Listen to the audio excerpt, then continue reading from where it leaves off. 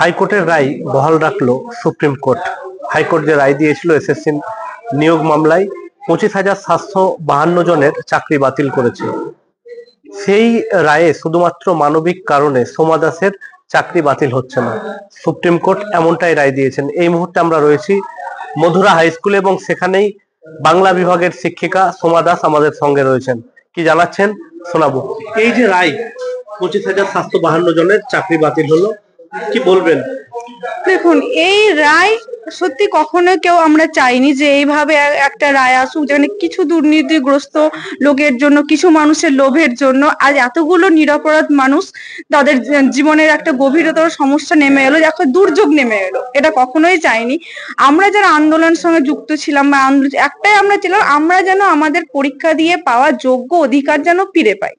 আমি এই আন্দোলন আর একটা ছিল যে শিক্ষা ক্ষেত্র যেন দুর্নীতি মুক্ত হয়, কিন্তু এখানে এই রায়ে হয়তো শিক্ষা ক্ষেত্রে কিছুটা দুর্নীতি, কিন্তু এটাও বলবো যে শুধু চাকরি যারা দিয়েছে, শুধু চাকরি নিয়েছে না, কেউ দিয়েছেও তো, যারা তারাকে কোনো শাস্তির সম্মুখীন হয়নি, তার বদলে কিছু নিরপরাধ মানুষ যারা প্রকৃত যোগ্যতায় পরীক্ষা দিয়ে রাত রাত জেগে পরীক্ষা দিয়ে চাকরি পেয়েছিল, আজ তারাও ভুগছে।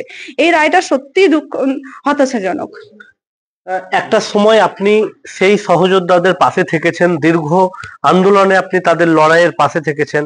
আজকে যখন রায় ঘোষণা হলো, তারা কান্নায় ভেঙে পড়েছে। কি বলবেন? তারা শোকাহত।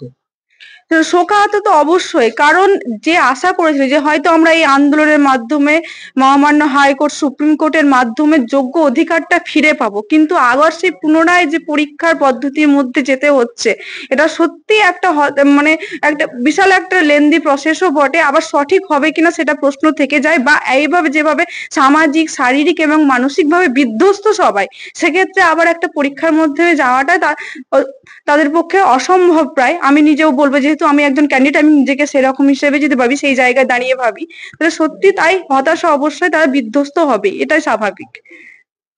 একদমই তাই। আমরা কথা বললাম সোমা দাসের সঙ্গে, তিনি যেমনটা জানালেন এই রায় একেবারেই অমানবিক, এবং আমরা সেই সমস্ত যারা বাতিল লিস্টে আছে তাদেরকেও আমরা দেখলাম একেবারেই তারা মানসিকভাবে রীতিমতো ভেঙে পড়েছে। বীরভূমের মধুরা থেকে হাবিব তানভীর, ওটো নিউজ বাংলা।